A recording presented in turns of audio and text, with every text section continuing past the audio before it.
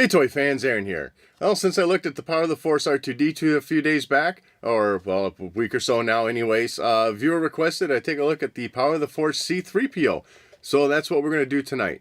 Let's head to that table and check this guy out. And here's a look at C-3PO on that orange Power of the Force 2 card. He was among the initial wave of figures that was released, or well, actually I think he was like a month or two late to the party, but he was still among that early offering in the line. As you can see, like I already said, orange card, nice Darth Vader image on the upper left side, nice image of C-3PO off to the side, and then of course through the blister you see the figure that you're getting. This guy was later reissued on the green holo sticker card also. And then on the back side on the top, you've got your index cut out of C-3PO giving you his various height, status, classification, and such, along with a rather lengthy write-up about C-3PO and what he's doing at this time in Star Wars. As far as the bottom half of the card, it's the other figures and then some of the vehicles that were also available in the line at that time. And now taking a look at him out of the packaging, I mean, it's a beautiful looking figure. I love the vac metallization that they do for these figures, or that they did do anyways. We don't get that now, but it really makes for a good looking figure. As far as the sculpting goes, I mean, I think it's pretty well known by now that for the first year or so, the figures that came out at that launch period for the modern line, the sculpting was very exaggerated, and unfortunately C-3PO was not spared from that.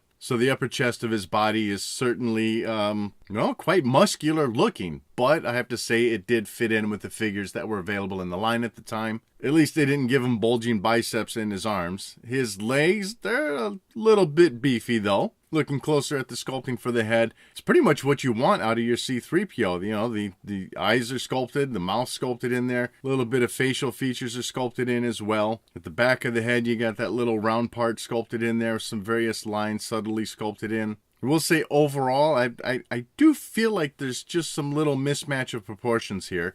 The head seems a little bit too tiny to the body, but I'd say in all actuality, it's probably the head that's more appropriate and the rest of the body that isn't. Otherwise, though, arms are looking great. You know, as years would go by, we would get a little bit better arm detailing for the various pistons that he has, you know, on the inner part of his elbow. But for the time, this is fitting in quite well. And while the hands are molded in that solid chunk of plastic, you've actually got pretty decent lines of definition running in there. Definitely giving you the look of him having some fingers and stuff. As far as the center part of his chest, as I said, I mean, yes, it's overly sculpted and he's got some beefy pectoral muscles showing. But aside from that, the detailing within that sculpt is still looking good and very appropriate to C-3PO, even as it spins around the backside. You got some nice sculpting there at the center. The wires around his stomach are painted in quite nicely along the front, but unfortunately, nothing happening on the back. You can kind of make out in there, they've got some, subtle wires sculpted in with that mold. Just unfortunately, no paint to go along with that. And then as far as the legs go, aside from the beefiness, it pretty much looks like C-3PO's legs. It's what you want to see.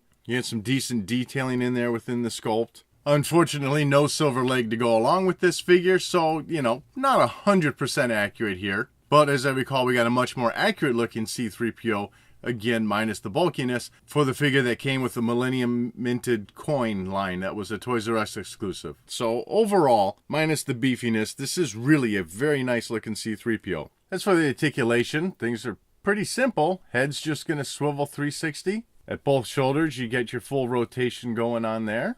And with this one, you had your swiveling at the waist, and both legs come straight out, and they head back about that far. And with no accessories available with this figure, that's all I've really got to say about this one. As the years has gone by, of course, we've gotten much better sculpts of C-3PO, more accurately proportioned, and various paint applications to him. Aside from the vac metallized look, we've gotten a lot of dirty looks to him. So this is still one of my favorite figures to look back on, because sometimes you just want to look at a nice, clean, shiny C-3PO. I don't think he's the only one. I'm pretty sure we got one with the Episode 3 line. But at the time of the launch, obviously, this is what we had. And I still like looking back at it. All right, that wraps up this look at C-3PO. I'd love to know what your thoughts are on this figure in the comment section below. And as always, thank you for watching.